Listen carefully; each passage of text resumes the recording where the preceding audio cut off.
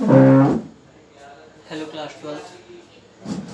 हम लोग गॉस के प्रमेय के अनुप्रयोग पढ़ रहे थे। गॉस के प्रमेय के अनुप्रयोग में हम लोगों ने पढ़ लिया था कि एक अनंत लंबाई का कोई चालक तार है, तो उस चालक तार के कारण अगर हमें वैद्युत क्षेत्र की तीव्रता निकालनी है तो वो कैसे निकालेंगे।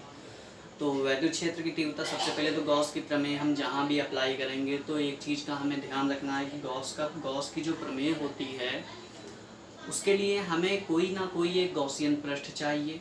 ठीक है, एक आवेश चाहिए। आवेश के चारों ओर एक ऐसा गॉसियन पृष्ठ हम लोग मानते हैं ताकि वो जो गॉसियन पृष्ठ है वो हमारा उस चीज़ को कवर कर सके, वो हर तरफ से बराबर कवर कर सके। हर तरफ से बराबर कवर करेगा तो हमें उसके वैद्युत क्षेत्र की तीव्रता ज्ञात हो जाएगी। अब हम बात करते हैं कि उसी का दूसरा अनुप्रयोग है हमारा।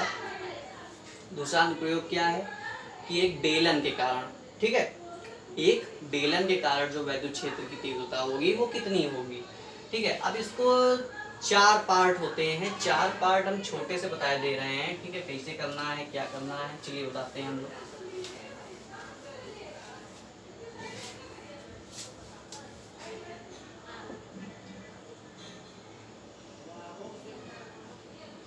बेलन के कारण वैद्युत क्षेत्र की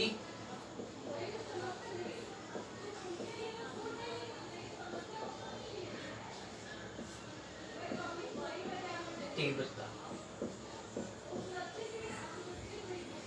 सबसे पहले हम इसके क्या करेंगे, पार्ट करेंगे। अब इस चीज़ को समझना है हमें, क्योंकि ये डेरिवेशन में हमारे लिए इम्पोर्टेंट रहेगी। डेरिवेशन में हमको अगर पता होगा कि किसके किसके कारण हमें कैसे करना है तो ये चीज़ समझो।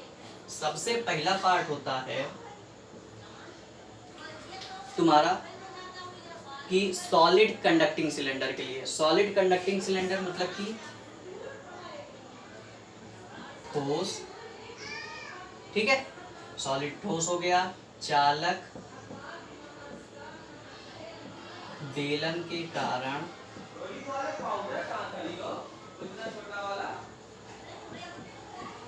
वैद्युत क्षेत्र की तीव्रता। दूसरा पार्ट होता है तुम्हारा खोखला अगर हो, ठीक है, सॉलिड नॉन कंडक्टिंग हो, ठीक है, या हॉलो कंडक्टिंग हो, ठीक है। तो हॉलो कंडक्टिंग के लिए बात कर लेते हैं। खोखला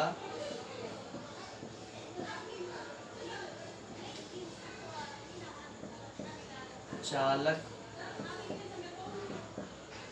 बेलन के कारण, ये हमारा दूसरा पार्ट। तीसरे पार्ट की बात करते हैं तो होता है वो हमारा hollow non conducting cylinder. Hollow non conducting मतलब कि खोखले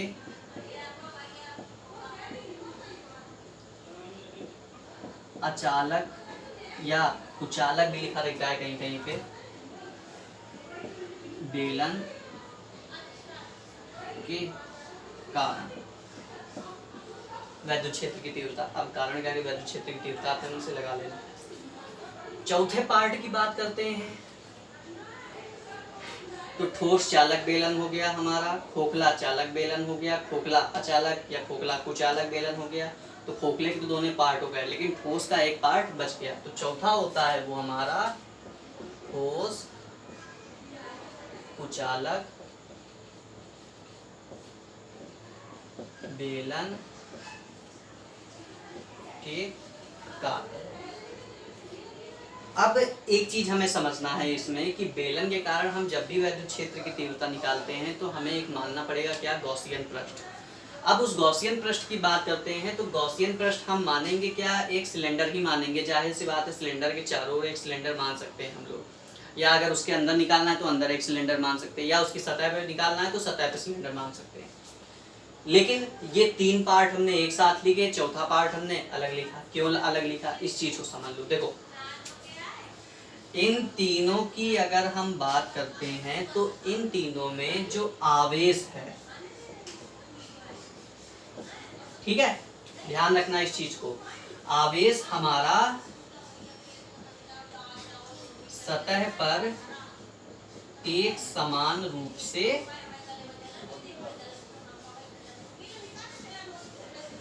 वितरित होगा या वितरित होता है। इस चीज को ध्यान रखना कि इन तीनों में जो होता है वो आवेश कहां पर वितरित होता है, सतह पर। कहां पर? सतह पर। सतह पर मानते हैं तो मतलब कि किसी चीज के पृष्ठ पर, ठीक है। सतह, इसी के आगे हम लिख दे रहे हैं पृष्ठ। सिलेंडर की बात करते हैं, अगर एक बेलन की बात करते हैं तो बेलन का पृष्ठ, अब हम लोग इमेजिन कर सकते हैं कि मान लो अगर कोई खोखला बेलन है हमारे पास, ठीक है। अब उस खोखले बेलन के चारों ओर उसके पृष्ठ पर आवेश वितरित होगा, ठीक है। हालांकि यहाँ पे खोखले में तो कोई डाउट नहीं होगा कि खोखले में चालक बेलन हो या अचालक बेलन हो, उसके आवेश कहाँ पे होगा? उसके पृष्ठ पर वितरित होगा। लेकिन इस ठोस में डाउट हो सकता है, तो इस चीज का ध्यान रखना। अगर कोई बेलन हमारा, या फिर अभी इसके आगे हमें गोले का भी डेरिवेशन इसी तरीके से करना है, ठीक है। तो ठोस चालक बेलन जो होता है उसमें क्या होता है कि आवेश उसकी सतह पर पूरा आ जाता है। चालक में ध्यान रखना, चालक में क्या होता है कि आवेश उसकी सतह पर आ जाता है, उसके आयतन में आवेश नहीं रह जाता है। ठोस कुचालक बेलन में क्या होता है, आवेश यहाँ पर एक समान रूप से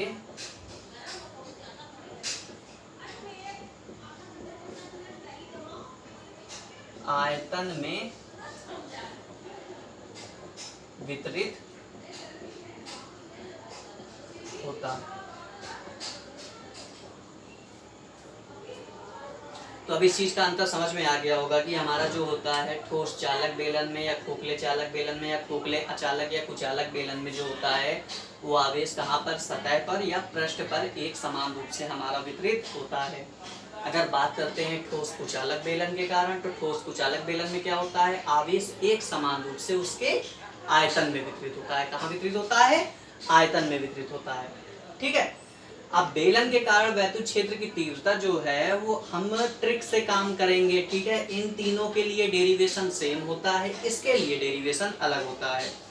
हमारे ये चीज बताने का उद्देश्य सिर्फ ये था कि कंफ्यूजन नहीं होना चाहिए कि हमारा ये आ जाए या ये आ जाए या ये आ जाए। तीनों में से कोई भी एक पार्ट अगर आ जाता है तो हमें डेरिवेशन वही उठा के रख देना है। इसमें हमारा जो होता है डेरिवेशन वो चेंज हो जाता है। तो इस चीज को ध्यान रखोगे, इस चीज को नोट कर लो, फिर आगे बढ़ते हैं हम।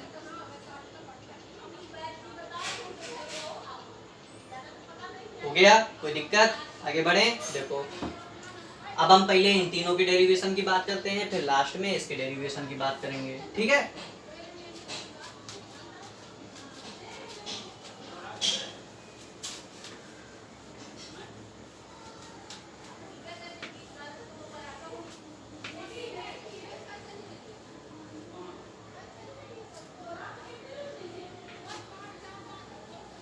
तो हेडिंग हम लोग क्या लगाएंगे? पहली, ठोस चालक, ठीक है। या फिर हमने बताया था ठोस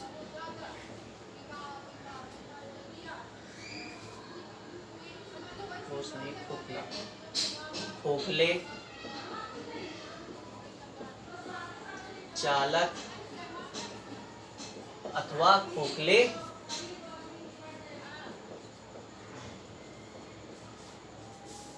कुचालक बेलन के कारण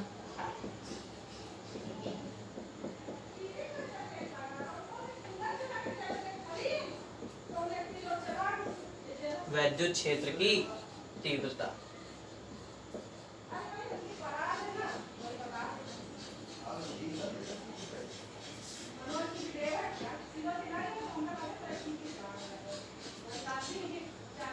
ठोस चालक बेलन, खोखले चालक बेलन अथवा खोखले कुचालक बेलन के कारण हमें वैद्युत क्षेत्र की तीव्रता ज्ञात करनी है। तो सबसे पहले तो हम एक कंसीडर क्या करेंगे, यहाँ पे एक बेलन,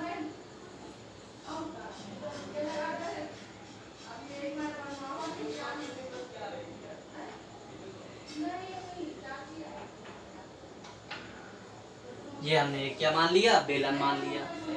अब इसमें हमें एक चीज ध्यान रखना है कि अगर हमने इस पे कुछ Q आवेश बाहर से दिया है तो वो जो Q आवेश होगा वो हमारा पूरे के पूरे पृष्ठ पर समान रूप से हमारा क्या हो जाएगा? वितरित हो जाएगा। इस चीज का ध्यान रखना, ठीक है। आवेश जो है वो पूरे के पूरे, मतलब कि अगर एक बेलन है, बेलन हम लोग इमेजिन कर सकते हैं कि बेलन है हमारे पास ये इतना बड़ा, तो उसके बेलन के ये ऊपरी पृष्ठ पे, नीचे पृष्ठ पे, और उसकी जो कर्व सरफेस होती है, ठीक है, वो जो कर्व सरफेस होती है उस पे हमारा क्या हो जाएगा, आवेश एक समान रूप से वितरित हो जाएगा। इसकी कुछ त्रिज्या मान लेते हैं। मान लिया हमारी इसकी जो त्रिज्या है वो कितनी है, कैपिटल आर। इसकी कुछ लंबाई मान लेते हैं। मान लिया इसकी जो लंबाई है वो हमारी कितनी है, कैपिटल एल। अब इसमें देखो 3 केस बनते हैं।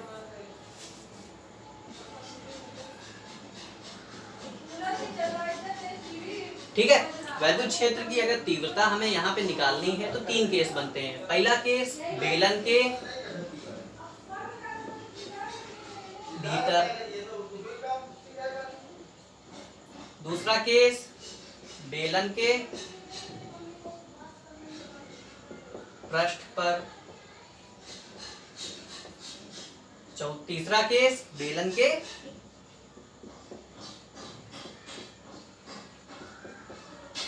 बाहर। हमें इन तीनों के लिए डेरिवेशन देखना है। चौथी चीज समझो, ये हमने बताया था कि आवेश जो है ठोस चालक हो, खोखला चालक हो या खोखला कुचालक बेलन हो, तो उसमें जो आवेश रहता है वो हमारा कहाँ पे वितरित होता है, उसके पृष्ठ पर वितरित होता है। अगर पृष्ठ पर वितरित होता है तो हमारा यहाँ पे कौन सा वाला आवेश वितरण लगेगा, पृष्ठ आवेश वितरण लगेगा। क्या लगेगा, पृष्ठ आवेश वितरण।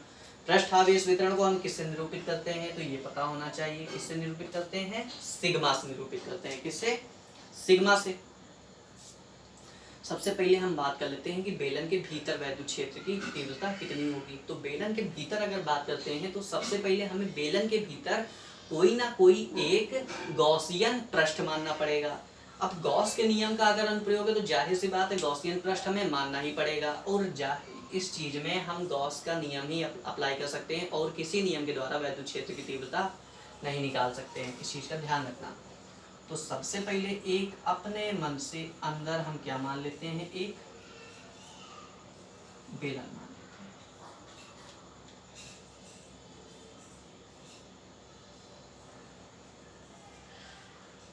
हैं। ये हमने मान लिया, क्या, एक बेलन मान लिया। अब इस बेलन में क्या है हमारा कि इसकी त्रिज्या पहले कुछ मान लेते हैं। मान लेते हैं हमारी इसकी त्रिज्या जो है वो स्मॉल आर है। ठीक है, ये स्मॉल आर लिखा है, अगर ना दिख रहा हो तो ध्यान रखना कितना है, स्मॉल आर है। ठीक है, अब जो है एक चीज समझना है हमें कि बेलन के कारण हमने देखो आवेशित, अगर एक अनंत आवेशित तार था जो हमारा, उसमें हमने बेलन को माना था, तो बेलन के हमने 3 पृष्ठ पर निकाला था वैद्युत क्षेत्र। ठीक है, या वैद्युत फ्लक्स की बात कर लेते हैं। तो सबसे पहले यहाँ पे, दूसरी चीज यहाँ पे, तीसरी चीज यहाँ पे। ठीक है, एरिया वेक्टर की बात करते हैं तो ये हमारा एरिया वेक्टर यहाँ पे होगा, इससे इसका एरिया वेक्टर इससे होगा, इसका एरिया वेक्टर इससे होगा। होगा कि नहीं होगा, इसमें कोई डाउट नहीं होना चाहिए। हालांकि सूक्ष्म क्षेत्रफल लेते हैं तो डीए लगाए दे रहे हैं, कोई दिक्कत, ये क्या है, डीए वेक्टर और डीए वेक्टर।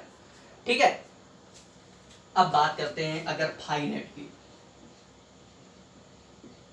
तो फाई नेट बराबर हमें पता था यहाँ पे 3 पृष्ठ है। पहला पृष्ठ ये, दूसरा ये, तीसरा ये। तो उसको क्या लिखेंगे, फाई नेट बराबर phi 1 plus phi 2 plus phi 3। Phi बराबर हमें पता है फॉर्मूला क्या होता है, सबको पता होगा, integral vector E dot vector D A.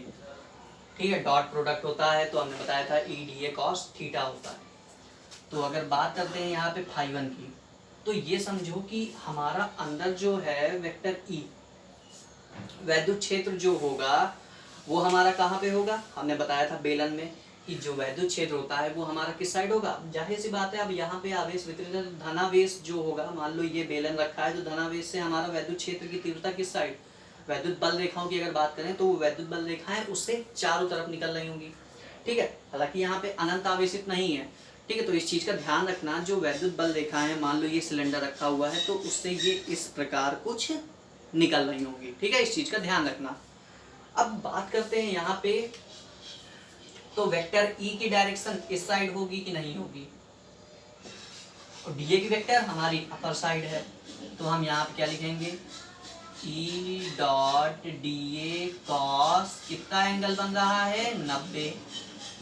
दूसरे की बात करते हैं तो यहाँ पे वेक्टर ई की डायरेक्शन यही होगी जो हमारी डी ए की डायरेक्शन है, तो यहाँ पे क्या लिखेंगे, E dot D A cos 0 plus तीसरे की बात करते हैं तो E dot D A cos 90। ठीक है, तो cos 90 की वैल्यू 0, cos 90 की वैल्यू 0, तो ये दोनों हमारे क्या हो जाएंगे 0। तो फाई बराबर हमारा जो बचेगा फाई नेट, वो हमारा क्या बचेगा, एक इंटीग्रल के अंदर ई डॉट टी ए बचेगा कि नहीं बचेगा, इसमें कोई दिक्कत नहीं होनी चाहिए। ई को यहां से हम बाहर निकाल लेते हैं, तो ये हमारा E dot D A, D A का इंटीग्रेशन करेंगे तो सीधा हम लिखे दे रहे हैं यहाँ पे क्या, इसको चलो लिख लेते हैं, ये क्या डी ए। अच्छा, डीए की बात करेंगे, डीए का इंटीग्रेशन करेंगे तो ये हमारा पूरा बेलन का क्या आएगा, वक्र पृष्ठ आएगा। वक्र पृष्ठ बेलन का क्या होता है 2 पाई आर एच। ठीक है, यहाँ पे हमने लंबाई क्या मानी है, एल मानी है, तो यहाँ पे हम क्या लिखेंगे 2 pi small R into L. एक चीज का ध्यान रखना, गलती कहाँ पे होती है, गलती हमसे यहाँ पे होती है कि यहाँ पे हम स्मॉल आर की जगह क्या रख देते हैं, कैपिटल आर। हमको इस बेलन के वक्र पृष्ठ की बात करनी है, इस बेलन की त्रिज्या हमने क्या मानी है, स्मॉल आर मानी है। ठीक है, और इस बेलन की लंबाई हमने इसलिए नहीं लिखी थी, इस चीज को समझ लो, हमने भले ही बेलन छोटा बनाया है लेकिन ये बेलन ये समझो कि उस अंदर के पार्ट को पूरा पूर्णतया क्या कर रहा होगा, कवर कर रहा होगा। बस वो बेलन ऐसा है कि वो बेलन उसके अंदर रखा हुआ है। ये चीज तो सब लोग इमेजिन कर सकते हैं कि एक पेज का बेलन बना लिया, उसके अंदर एक पतला बेलन बना लिया तो वो उसके अंदर हमने रख दिया, लेकिन लंबाई दोनों क्या है, सेम है। ठीक है, इसलिए हमने यहाँ पे क्या लिखी, लंबाई स्मॉल एल। इसको हम क्या मान लेते हैं, समीकरण नंबर 1। ठीक है, तो नोट करो, एक बार देख लेते हैं दिख रहा है कि नहीं दिख रहा है।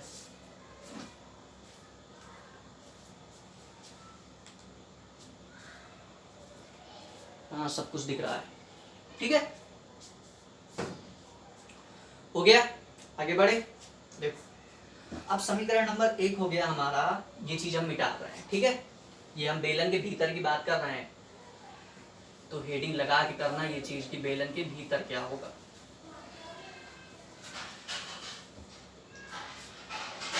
अब ये हमारा समीकरण नंबर 1 आ गया। अच्छा, सिग्मा की बात करते हैं, पृष्ठावेश वितरण हमें लगाना ही लगाना है, तो पृष्ठावेश वितरण की बात करते हैं तो सिग्मा बराबर क्या होता है, क्यू इनसाइड डिवाइड बाई क्या, सिग्मा बराबर क्या बताया था, क्यू बाई एरिया होता है। ठीक है, अच्छा गलती क्या होती है, यहाँ पे हम फाई बराबर क्यू बाई एप्सिलॉन नॉट लगा देते हैं। ठीक है, इस चीज का ध्यान रखना। तो अगर क्यू इनसाइड की बात करें तो वो हमारा क्या आएगा, सिग्मा इंटू एरिया क्या आएगा कि नहीं आएगा।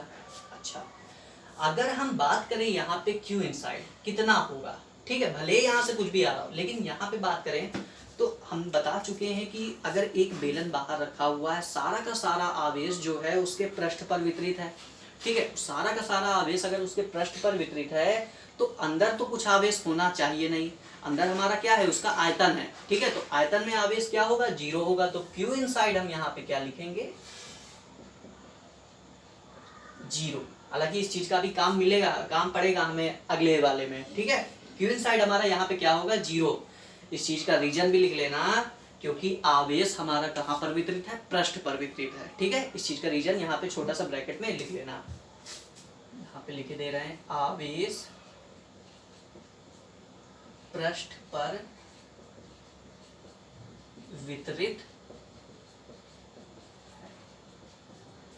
ठीक है, अब क्यू इनसाइड अगर 0 हो गया तो गॉस की प्रमेय से हम बात करते हैं अब। ठीक है, गॉस की प्रमेय हमने बताया था कि फाई बराबर क्या होना चाहिए, क्या होना चाहिए, नीचे वाला मिटा दें।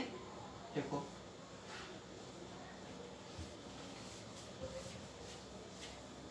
गॉस की प्रमेय से अगर बात करते हैं तो फाई हमारा जो होता है नेट, वो हमारा किसके इक्वल होता है, Q inside divide by epsilon not. यहाँ पे क्यू इनसाइड हम क्या रखेंगे, 0, तो फाई नेट हमारा कितना आ जाएगा, यहाँ से 0 आ जाएगा। अच्छा, अब ये फाई नेट हमारा 0 आ गया, इसको मान लेते हैं समीकरण नंबर 2। तो समीकरण 1 व 2 समीकरण 1 2 से बात करते हैं अगर हम, तो देखो समीकरण 1 2 से हम क्या लिख सकते हैं, वहां से हमारा क्या आया था, E into 2 pi small R into L, यहाँ पे फाई कितना आया 0, तो इसको अगर पूरा इधर भेज दें तो ई बराबर हमारा क्या आएगा 0। तो ये चीज हमें ध्यान रखने की है, डायरेक्ट इस चीज को ध्यान रखना कि अगर कोई हमको बेलन दिया है ठोस, खोखला या खोखला कुछ अलग बेलन, तो उसके भीतर की अगर बात कर रहे हैं तो भीतर हमेशा विद्युत क्षेत्र की तीव्रता कितनी होगी, 0 होगी। ठीक है, इस चीज का ध्यान रखना। ठीक है, और ये हमारा होना कैसा चाहिए, एक समान रूप से आवेशित। कैसा होना चाहिए बेलन, एक समान रूप से आवेशित। ठीक है, अब अगले की बात करते हैं कि जो बेलन के बाहर होगा, ठीक है, अगर बेलन के बाहर हमको कहीं पे विद्युत क्षेत्र की तीव्रता निकालनी है तो वहां पे कितनी आएगी, तो ये हो गया होगा, तुम लोग का नोट कर लो इसको। हो गया, आगे बढ़ते हैं।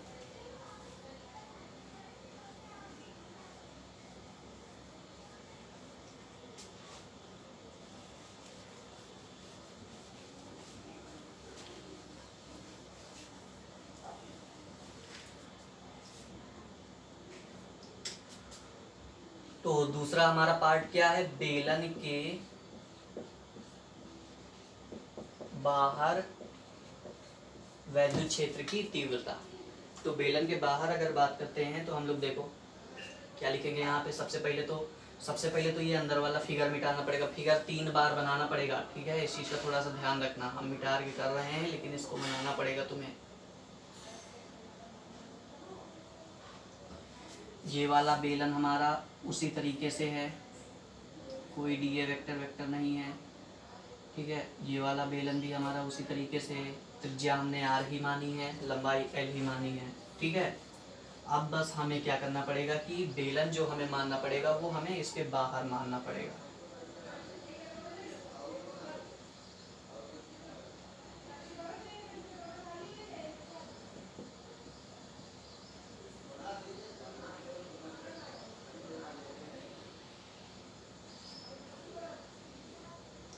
हाँ देखो, इस चीज का ध्यान रखना कि ये जो बेलन है इसकी लंबाई भी हम उतनी ही ले रहे हैं, बस त्रिज्या थोड़ी बदल के ले रहे हैं। क्योंकि बड़ा है बेलन तो सबको समझ में आ रहा होगा कि त्रिज्या हमारी क्या हो जाएगी, चेंज हो जाएगी। ठीक है, ये जो सतह है ये हमारी कौन सी सतह होती है, गॉसियन सतह।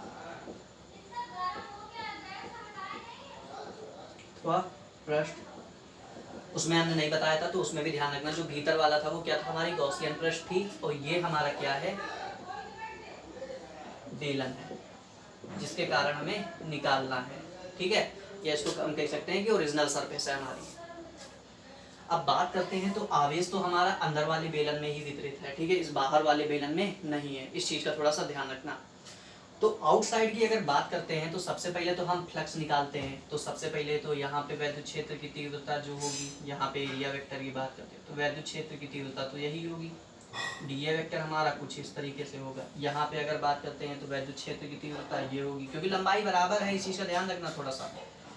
डीए वेक्टर ये हो गया, डीए वेक्टर तो हम बता चुके हैं, क्षेत्रफलीय वेक्टर कि हमेशा उस सतह क्या होता है, लंबवत होता है, तो यहाँ पे भी लंबवत हो गया। वैद्युत क्षेत्र हमने बता चुके हैं कि अगर कोई बेलन है जिसमें आवेश है तो वो हमारा किस तरह से निकल रही होंगी, वैद्युत क्षेत्र रेखा इस तरीके से। ठीक है, बीच की बात करते हैं तो इसका जो डीए वेक्टर होगा वो बाहर की तरफ, वैद्युत क्षेत्र की तीव्रता भी बाहर की तरफ, इस चीज में कोई डाउट नहीं होना चाहिए।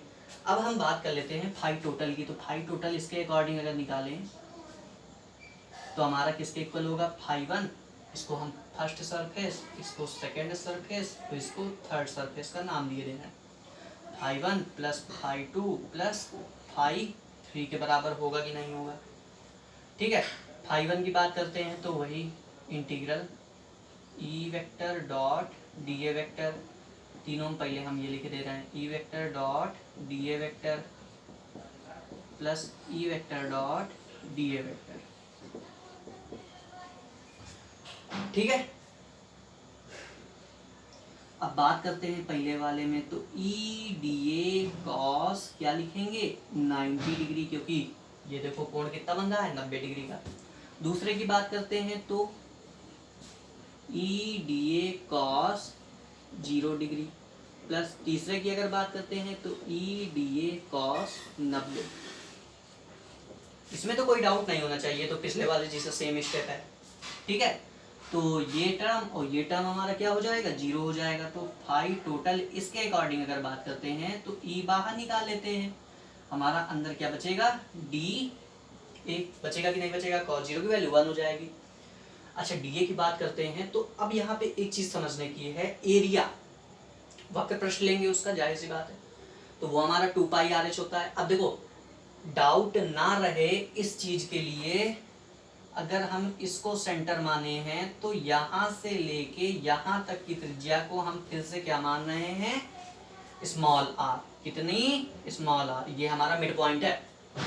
ओ से लेकर के इस बाहर पृष्ठ तक हम कितनी त्रिज्या मान रहे हैं स्मॉल आर। ठीक है, डाउट ना रहे, उसमें भी हमने स्मॉल आर माना था लेकिन छोटे वाले के लिए माना था। ठीक है, तो अगर हम इस डी ए की बात करते हैं तो फिर से हमारा ये कितना आएगा E into 2 pi small R into L. अब इस चीज का ध्यान रखना, यहाँ पे स्मॉल आर ही रखेंगे क्योंकि हम ये किसके कारण निकाल रहे हैं, ये चीज का ध्यान रखना है, इस गॉसियन पृष्ठ के कारण वैद्युत क्षेत्र की तीव्रता निकालना है। ठीक है, इसमें कोई डाउट, एक बार देख लेते हैं दिख रहा है कि नहीं, दिख रहा है, हाँ दिख रहा है। ठीक है, आगे बढ़े, नोट कर लो इसको।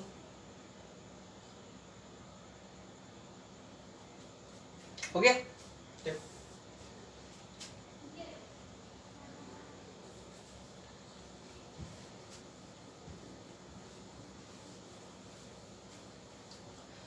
अब हमको करना है फाइनल स्टेप। इसमें फाइनल स्टेप हमें क्या करना है कि जो हम लोग अब गॉसियन पृष्ठ के कारण निकाल चुके कि हमारी जो वैद्युत क्षेत्र की तीव्रता कितनी आई ई इंटू 2 पाई, वैद्युत फ्लक्स कितना आया ई इंटू 2 पाई आर एल।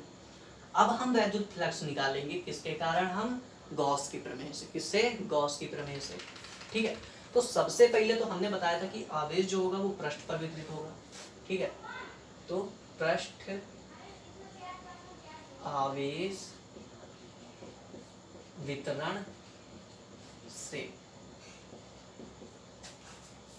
पृष्ठ आवेश वितरण से हमने बताया था, अभी क्या लिखते हैं सिग्मा बराबर क्यू इनसाइड अपॉन एरिया। तो क्यू इनसाइड हमने बताया था अभी क्या होता है सिग्मा इंटू एरिया, होता है कि नहीं होता है। क्यू इनसाइड की बात करें तो क्यू तो हमारा केवल यहीं पे है ना, और सिर्फ इसके वक्र पृष्ठ पर है। ये वाले सिलेंडर और ये वाले जो सिलेंडर है छोटा वाला जो अंदर वाला है उसमें है केवल आवेश, बाहर वाले में नहीं फैल के चला आएगा अपने मन से। अब इस चीज को इमेजिन करो कि अब एक छोटा सिलेंडर था हमारा, उसके चारों तरफ हमने एक बड़ा सिलेंडर रख दिया जो कि हमारा किसका काम कर रहा है गॉसियन सरफेस का। लेकिन जो वैद्युत क्षेत्र होगा वो केवल अंदर वाले के कारण होगा, बाहर तो वो हमारा सादा कागज का पन्ना रखा है तो उससे कोई मतलब नहीं है। तो क्यू इनसाइड जो लिखेंगे वो हम क्या लिखेंगे सिग्मा, तो ऐसे ही रहेगा, इसमें कोई डाउट नहीं। लेकिन एरिया की अगर बात करेंगे तो एरिया इस बाहर वाले का लेंगे या अंदर वाले का, तो इस चीज का ध्यान रखना हम अंदर वाले का लेंगे। क्यों, क्योंकि आवेश सिर्फ अंदर वाले में है। तो क्या लिखेंगे 2 pi capital R into small L, इसको मान लो समीकरण नंबर 2, इसको ऐसे लिखा रहने दो। गॉस के नियम से अगर बात करते हैं तो भैया गॉस का नियम हमसे क्या कहता है, तो गॉस के नियम से अगर बात करते हैं तो फाई नेट बराबर हमारा किसके होता है Q inside on epsilon not के बराबर होता है। क्यू इनसाइड की अगर वैल्यू रखें तो सिग्मा इंटू 2 पाई आर एल बटे क्या हो जाएगा एप्सिलॉन नॉट हो जाएगा कि नहीं हो जाएगा, इसमें कोई डाउट नहीं होना चाहिए। इसको मान लेते हैं समीकरण नंबर 3। ये भी हमारा क्या निकला फाई नेट निकला, नोट कर लो इस चीज को, फिर आगे बढ़ें।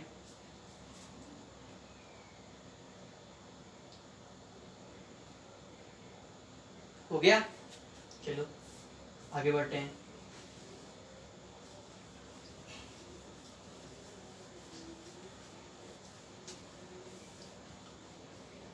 तो अब क्या लिखेंगे, समीकरण 1 तथा किससे, 3 से। तो समीकरण 1 हमारा कितना आया था, E इंटू 2πr/L। समीकरण 3 कितना आया था हमारा, sigma into 2πR/L divide by epsilon not.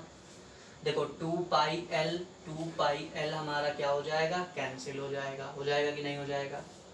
तो E बराबर हमारा कितना आता है, सिग्मा R बटे स्मॉल r एप्सिलॉन नॉट। कितना आएगा, सिग्मा R बटे स्मॉल r एप्सिलॉन नॉट। इस चीज को ध्यान रखना, ये कहाँ पे है, गोले बेलन के बाहर वैद्युत क्षेत्र की तीव्रता। डाउट देखो, अगर हमें डायरेक्ट अप्लाई करना है क्वेश्चन में, तो क्वेश्चन में कैसे अप्लाई करेंगे, सिग्मा हमें पता है क्या होता है, क्यू इनसाइड बटे ए। ठीक है, तो क्यू बटे ए रख सकते हैं हम लोग। कैपिटल आर जो होगी वो हमारी क्या होगी, देखो कैपिटल आर क्या माना था हमने, त्रिज्या मानी थी किसकी, बेलन की, जिसमें हमें आवेश दिया है। स्मॉल आर, जितनी दूरी पर हमें वैद्युत क्षेत्र की तीव्रता निकालनी है, एप्सिलॉन नॉट की वैल्यू सबको पता है। ठीक है, तो इस चीज को नोट कर लो, फिर लास्ट हम लोग बात करते हैं। हो गया, चलो लास्ट बात कर लेते हैं।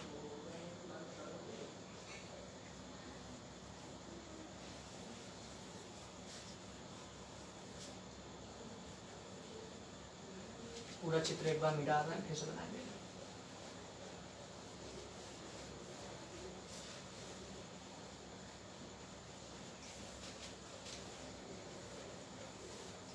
लास्ट हमारा क्या था, तीसरा नंबर, बेलन के पृष्ठ। अब बेलन के पृष्ठ पर अगर बात कर रहे हैं तो सबसे पहले तो हमें ये वाला फॉर्मूला ध्यान रखना पड़ेगा। ई बराबर क्या आया था, सिग्मा आर बटे स्मॉल r एप्सिलॉन नॉट। अब आगे की बात करते हैं कि एक बेलन है हमारे पास, कितनी लंबाई का था, L लंबाई का था। कैपिटल R त्रिज्या थी, L लंबाई थी। आवेश जो था उसके पृष्ठ पर एक समान रूप से वितरित था। ठीक है, इस चीज में हमें जो गॉसियन पृष्ठ मानना है वो हमें कहाँ पे मानना है, बेलन के पृष्ठ पर मानना है। तो गॉसियन पृष्ठ अगर बेलन के पृष्ठ पर मानेंगे तो ऑब्वियस सी बात है, हमारा ये जो स्मॉल r होगा वो हमारा किसके हो जाएगा, इक्वल कैपिटल R के। जाहिर सी बात है, सोचो जो स्मॉल r है दूरी है वो भी हमें यही माननी है, कैपिटल R त्रिज्या भी हमको यही है। ठीक है, तो यहाँ पे अगर पुट करते हैं स्मॉल r की जगह कैपिटल R, तो ये कितना आएगा, सिग्मा r बटे r एप्सिलॉन नॉट। r से r क्या हो जाएगा, कैंसिल। तो E बराबर क्या आता है, सिग्मा बटे एप्सिलॉन नॉट। इस चीज का ध्यान रखना, कहाँ पर, हमारा बेलन के पृष्ठ पर। ठीक है, इस चीज का ध्यान रखना पड़ेगा हमें। कोई दिक्कत इसमें, एक मिनट देख लेते हैं।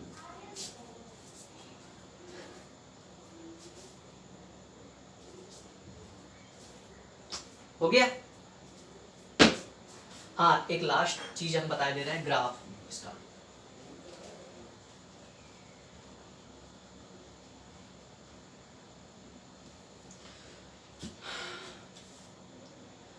बाहर कितना आया था हमारा, अंदर कितना आया था, ई इनसाइड की बात करते हैं तो 0, ई आउटसाइड की बात करते हैं तो सिग्मा r बटे small r epsilon not. E surface की बात करते हैं तो वो हमारा कितना आया था, सिग्मा बटे एप्सिलॉन नॉट। अब सिग्मा बटे एप्सिलॉन नॉट ये हमारा क्या रहेगा, नियत रहेगा, नियतांक। ई आउटसाइड की बात करते हैं तो ये देखो, ई जो है वो इनवर्सली प्रोपोर्शनल किसके है, स्मॉल r के। दूरी बढ़ाते जाएंगे हमारा जो है वैद्युत क्षेत्र की तीव्रता घटती जाएगी। तो अगर ग्राफ की बात करते हैं यहाँ पे ई वर्सेज स्मॉल r, तो कुछ दूरी तक, कहाँ तक, अगर ये हमारा क्या है, बेलन का सेंटर पॉइंट है, तो कहाँ तक ये कैपिटल आर तक ये जो रहेगा वो कितना रहेगा, 0। फिर कैपिटल आर पे ये अचानक से कुछ बढ़ेगा, ये हमारी वैल्यू कहाँ पहुंच गई, सिग्मा बटे एप्सिलॉन नॉट पे। फिर उसके बाद जैसे जैसे दूरी बढ़ेगी ये हमारा क्या चला जाएगा, घटता चलेगा, इनवर्सली प्रोपोर्शनल टू क्या हो जाएगा, आर के। बस आज के लिए इतना ही रखते हैं। बाकी जो अगला टॉपिक है हमारा जो है कुचालक, जो हमने बताया था, ठीक है, कौन सा, ठोस चालक हो गया, खोखला चालक, खोखला कुचालक। तो ठोस कुचालक बेलन के कारण जो वैद्युत क्षेत्र की तीव्रता है वो हम कल बताएंगे। ठीक है, आज के लिए इतना ही।